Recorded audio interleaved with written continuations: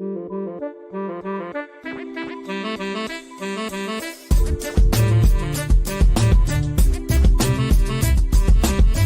everyone, Scott Hansen here from NFL Red Zone. I hope you're checking out 1 hour of 5-Yard Rush, one of the best podcasts on NFL football in the UK.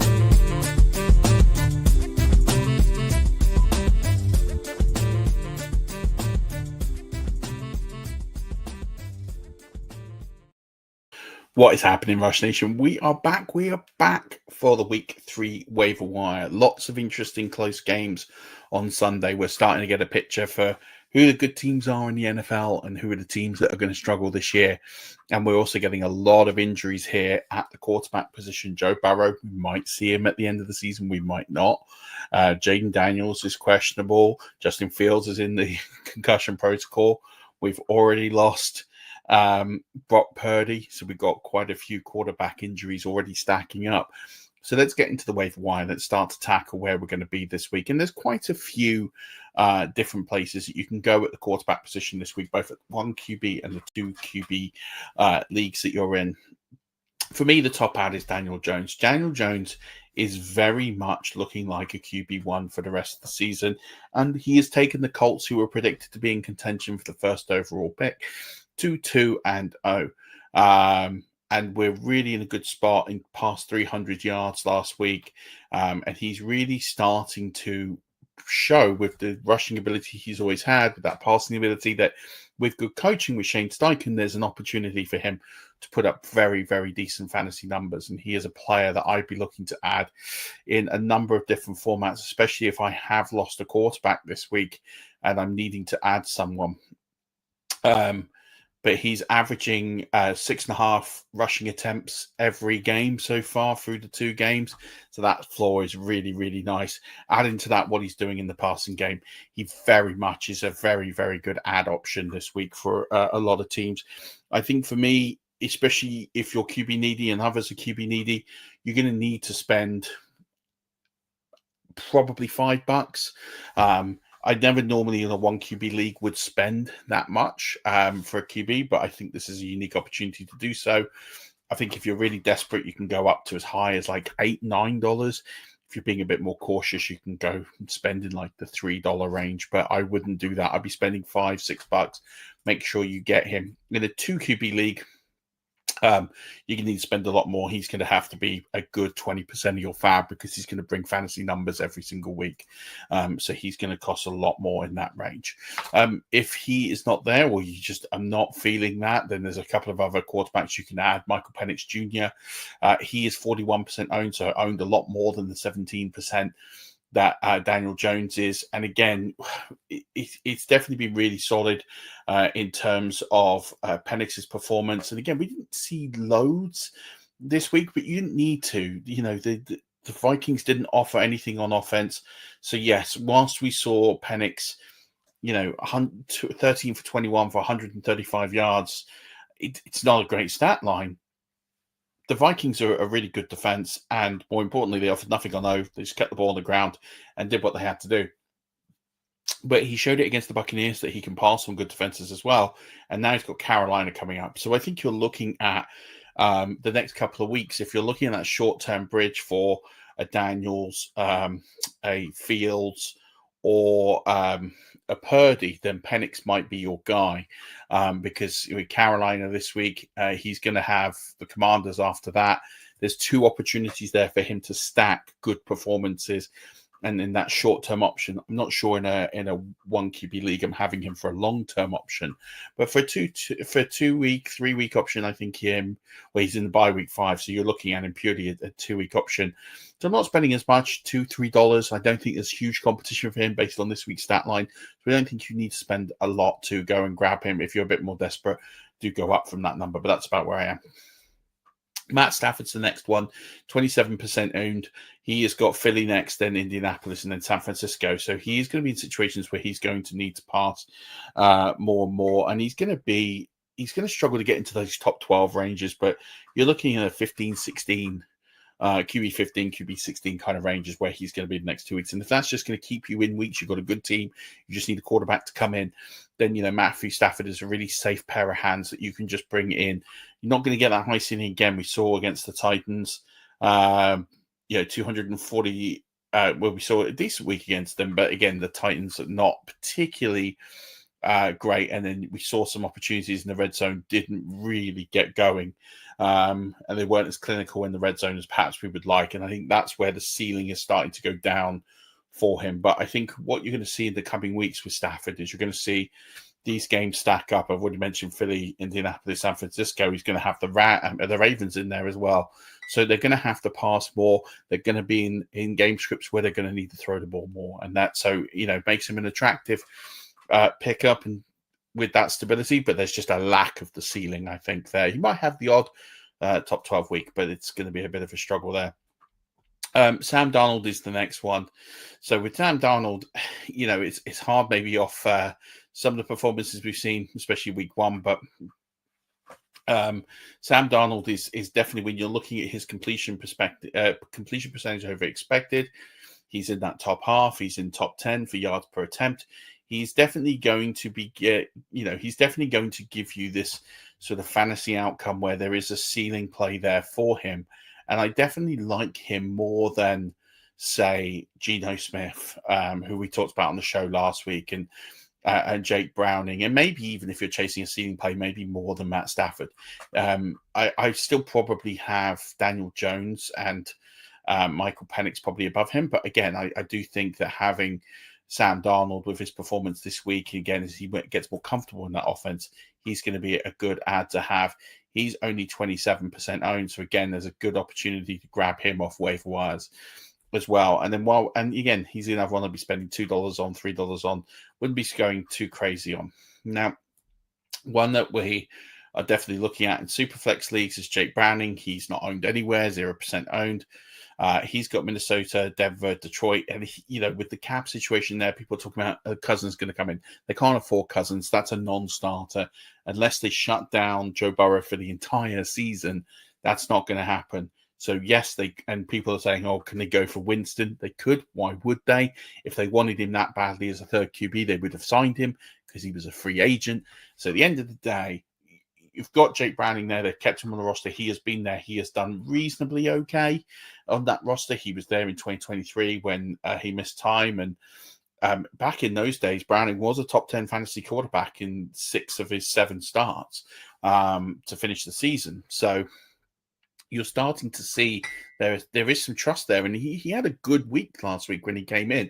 Took some time to get going, but once he got going, he did a pretty good job. The worry may be more how he leans on Jamar Chase when those two work together. Chase's numbers really hit a floor. I think he was down to 4 or 5 catches a game, around about 60, 65 yards. 1 touchdown. We weren't getting those ceiling plays. And I think if you're a Chase owner, you're probably the bigger loser than actually the Burrow owner in some regards when it comes to that situation. So again, I think Browning in a Superflex league is going to have that great opportunity for you to start. He's definitely going to be in the top 24 quarterbacks on a weekly basis. He's going to be a mid-level QB2 most of the way. Wouldn't have him in the 1 QB league. Maybe if you're stashing him as a need play, worried about more injuries coming if you've lost 2 quarterbacks. Maybe I see it. He'll have some good weeks, but I can't imagine there's too many times you'll want to be starting Jake Browning over any of the names I've kind of mentioned. And the last is Geno Smith. He is out there. He's 30% owned. I'm just not in on Geno. Don't think it was a good performance last night. And again, I think there is some games coming up. We've got Washington, Chicago, and Indianapolis that kind of just give you a little bit of hope. I mean, he did throw for 362 yards, but as I said on the show on Thursday, that's a Geno Smith game. Like, he just doesn't connect too much in the end zone, and that's going to be his limitation. So he's kind of at the bottom of the pile for me at that position. Moving on to the running backs, and there is some interesting positions, but we've probably got to start with the injury to Austin Eckler. So he is out for the season. So you're now going to have to look at Jeremy McNichols and Chris Rodriguez. Now, Rodriguez was a sit, and so as a result, you've got to look at he was a healthy scratch on Thursday Night Football. So, you have to look at that and say McNichols is maybe a little bit ahead of him. But we've seen it in the past where the situation has come about where there has been a lack of running back. You have to look at that and say that Rodriguez is the one that does jump into the larger role. I think the way this offense is going to work is Bill Krosky-Merritt's going to get the majority of it. Rodriguez is going to be the backup. And Jeremy McNichols is going to be that sort of receiving back, getting an increase of role. I'm not going too crazy on either of these. This could steer Krosky-Merritt into a potential sort of bell cow role. But they've got the Raiders, they've got Atlanta, and they've got the Chargers next. And I think when I look at those games, I think Atlanta, there's opportunities to run on them potentially. The Raiders, there absolutely is, and that might be a game where Rodriguez and McNichols might get a bit more of a ceiling. Atlanta, I think there's opportunities there. The Chargers might be the one where that game is a little bit difficult. What their value is going to be, I think people are going to overbid. So I'm not going too crazy. If I had to sort of stake out who I really want from this team, it would probably be McNichols. I think there's a little bit more upside. So, for me, I'd be spending $2 to $4 on McNichols. I probably wouldn't be spending more than $2 on Rodriguez. Even though he's the backup, I just think his ceiling is completely limited. He becomes effectively a handcuff, but with no real fantasy appeal. So I'm a bit out on him while we wait there. Other running backs you could look at, Tyler Algier, 30% owned. He's got Carolina, Washington, and then the bye. And, he's going to always have this sort of fantasy value where he's going to be a low-end flex play. And he's just always going to be that sort of RB 35-ish, RB 35 to RB 48 range. But he's then the handcuff. So he has value as a result if something happens to Bijan. So he's worth a couple of dollars for sure. And then early buy gets that out of the way. There is some opportunity here, especially in these next two games. Against Carolina in particular, there's an opportunity here where if they get up and they are up against Carolina, who look woeful for the most part, then you've got this opportunity here where he could come in and they could rest Bijan. So that might be an opportunity there. Against Washington, that opportunity shrinks a little bit. Kenneth Gainwell, he has usurped Caleb Johnson in this backfield. He's 8% owned, and he's definitely the one who's getting a bit more of a sort of playing time ahead of Caleb Johnson. Then Caleb Johnson had that horrific muff that then went for a touchdown. That's going to not earn him any stripes in Pittsburgh. So Kenneth Gainwell becomes an interesting ad. Again, he's more of a sort of stash play. I'm not going crazy on him. I think you can get him for $2. It is a bit short there in terms of these sort of plays out there. The one I'm probably looking to add over anyone really at the running back position is probably Woody Marks. Now, I'm starting to see Woody Marks get some playing time. He looked pretty solid last night. He had a big 37-yard run catch and run against the Buccaneers. And he's starting to see more and more sort of usage. It is starting to trend up. It's still not huge. He played 12% of the snaps in week one. That moved up to 27%. He ran routes on just 9% of the team's dropbacks in week one, and that rate jumped to 28% in week two. And again, I think what you're starting to see here is that Woody Marks is a very good receiver. He was one of the best sort of receivers in his class. He's not going to be one that I'm looking to add him immediately to my lineups, but he is someone that I would be looking to have and stash away, waiting for that breakout. And we know what happens with Nick Chubb. He does get on the end of a tackle, on the end of an injury. And if he is injured and there is no Joe Mixon for a long period of time, it is going to be Woody Marks. It will be the Woody Marks show. So for me, I'm looking at top ads this week. Woody Marks is probably my top ad because he's got the ceiling potential with good flexibility, because I just don't think they're going to run 30 times a game with Nick Chubb. I think Woody Marks, the escalation is getting there. It's not at the point where you can put him in a lineup, but Woody Marks is the guy I'm looking to add in most places this week. Another couple of players I'd be looking to add, Tajay Spears. He is still on IR. He was probably my favorite sort of draft in the last round before a kicker, stash him on IR, take my kicker off free agency, and just have him there on benches. Tony Pollard is getting a significant amount of work. He's going to burn through, and I just think they're calling out for more playmakers there in Tennessee, and Tajay Spears is definitely going to be one of those. And keep an eye on Kyle Monangai. He's another one I'd be keeping an eye on. He's someone that is starting to get more work, and it's someone that Ben Johnson is calling out. DeAndre Swift has never really got that huge upside ability. There's always a threat to his job somewhere, wherever he is. We saw 7 carries from Monangai last week. Again, not one that I've been looking to get into a lineup, but second half of the season, I think that's that opportunity. Grab him now. All these players you can grab for free or $1, not having to spend big money on them, but they're players that I'd be looking to add and add at a rate of knots, really, to really make advantage of that. I look at the wide receivers now. I talked about him on Thursday, and I said, I'm looking at the peripherals. Here's a player who I think is going to go through the progressions and be a player who we want to watch more and more, and that's Alek Iomenor. He is 8% owned, and he is really seeing huge increases. He got the touchdown.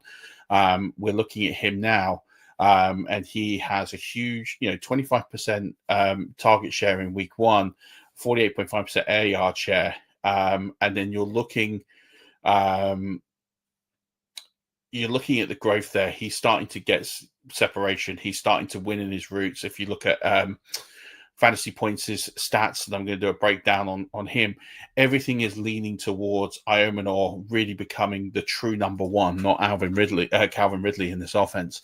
All the talk all off season was this guy is special. He runs crisp routes, he separates, he wins, and we're starting to see that translate. That touchdown was a great example of a man who just didn't give up. He was trying to get his QB an option, and Cam Ward makes what I personally think is a dodgy throw across his body, but he believed that his receiver was going to make that catch.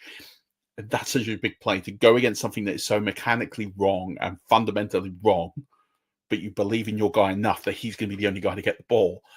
Is special, and that really encapsulates everything that I think I was trying to say last week on last week's show with Iomenor, and I think he's a player that I would be keeping an eye on significantly. I think you're going to need to pay up for him. I think you're going to need to pay $7 to $10 for him, because I think you're going to look at him and he is going to be a real big playmaker in this league as the weeks go on, as Cam Ward continues to get better and this offense continues to get better. But they're going to trail in a lot of games. They're going to need to throw the ball more. Wanda Robinson's out there, 22% owned still. Again, huge player that in terms of, we saw something very unique out of him this week in the sense of he's always been sort of in the slot guy, never really does a lot. And then all of a sudden you've got this huge sort of air dot that he posted on Sunday, 16.7 air dot, 25% target share. And he is, someone who's always sort of made a living out of these just short passes, etc. Russell Wilson is pushing the field with him. Robinson's had a 25% target share in each of his first 2 games. We're looking at him as a significant option, and he is someone that you're going to need to add in most formats for sure. Let's talk a little bit about Troy Franklin. And, in the offseason, I was a bit more on Mims than Franklin, but Franklin comes with a high draft pick. But we're looking at what he has done. And it really came up. He saw a huge jump in his route participation in week 2, 88% of routes run, which was huge. He saw a 30% target share last week, 24 PPR fantasy points.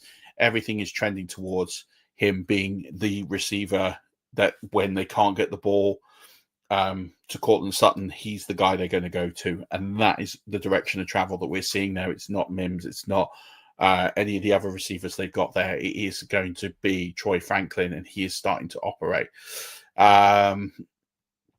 We will see what happens with Mims, but I think this is a direction of travel I'm jumping on. You could probably get him for about $5. I'd be looking to spend on that. Cedric Tillman was a guy I talked about on the main show last week. 39% owned. He's got some great matchups against Green Bay, Detroit, and Minnesota, so they're going to be trailing. He is someone that is going to be continually moving forward. I'd like to see the target share go up. It went down a bit, but I have to say that Joe Flacco probably was just panicking a bit on Sunday. He was chasing ghosts, but he's thrown 45 passes in back-to-back games. And so as a result of that, you're going to be seeing 8 to 9 targets again go Cedric Tillman's way. So he is worth the $4 or $5 that you're going to pay up for him. And then we've got to talk about the situation in Green Bay. And Green Bay, they've lost both their receivers. And I talked about Romeo Doubs, his numbers on the Patreon cast and how they were coming through quite nicely.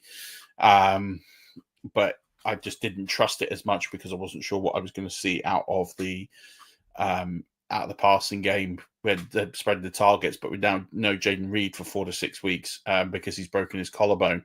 It is going to be Romeo Doubs, I think, in the short term. So through the first 2 games, 17% target share. It's per fantasy points data, by the way. 20.6% first read share, which has always been high when he's on the field. 2.34 targets per route run. And then we're seeing these numbers just become more and more relevant for Romeo Doubs. He is this team's number one right now, but don't discount Dontavian Wicks.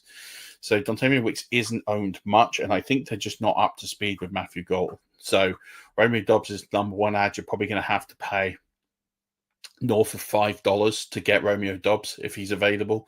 But if he's not, then you can lean on Wicks, and he's going under the radar. Wicks is definitely going to end up getting a lot more work as he continues to pull through. And the peripherals really aren't quite showing up. But if you look at, he's going to be the slot guy there. He ran, according to PFF, 86% of his routes from the slot. That's going to be really important moving forward. No one else was even close to him. And, his route participation is going up 75%, which is solid. So he's going to be around and on the field and making routes and then be available to make plays, which is what you want out of your receivers. So he's someone that you could probably get under the radar, probably just like $2, but he's someone that I would be looking at. And in a deeper league, I'd be adding Jalen Coker. Xavier Legette is not getting it done, whereas at least Coker, when he's healthy, will demand targets. Xavier Legette will not. So stash Coker on your IR spots if you're just desperate for wide receivers. He's going to give you an option there for sure. Tight ends, we talked about a lot of these last week. They were kind of started the show. DeJuan Johnson's still under 50% owned despite everything. And again, he had a huge game in week 2 as well to go with his huge game in week 1. So we're going to just see this over and over again. Top 12 option. He's worth the sort of $6 to $8 you're going to need to pay to get him. He's got Seattle, Buffalo, and New York yet, so plenty of opportunity here. But he is looking to be Spencer Rattler's number one target. Howard Fanning is still out there. Again, saw a bit of a dip in week 2, but with all those numbers that we're seeing, he did increase his snap share and his route share, but his target share was the one that dipped just to 11% from 20%. But I think that will change, especially when they've got Green Bay and Detroit next. There's opportunities where they're going to throw the ball 45 times. There is opportunities there. And then we look at Jatavian Sanders, 2% owned. He's got Atlanta, New England, and Miami left next. So he's going to have opportunities here to stack him up, and no one else is really catching the ball there. He only played 65.8% of snaps, but he ran routes on 69% of Bryce Young's passing attempts, and he had over a 16% target share. That needs to increase. 7 receptions, 54 yards.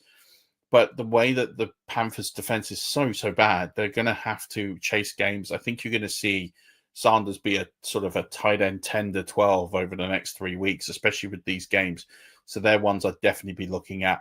And Chicken Kwanku is out there. His 18.1% target share didn't really relate to the box score, just 4 receptions to 35 yards, but that it will increase more in Tennessee as Cam Ward just gets a little bit better and more comfortable in the office. And Chig Okonkwo is one to watch. I'd probably be ranking these as Johnson, Fanning, Sanders, then Okonkwo.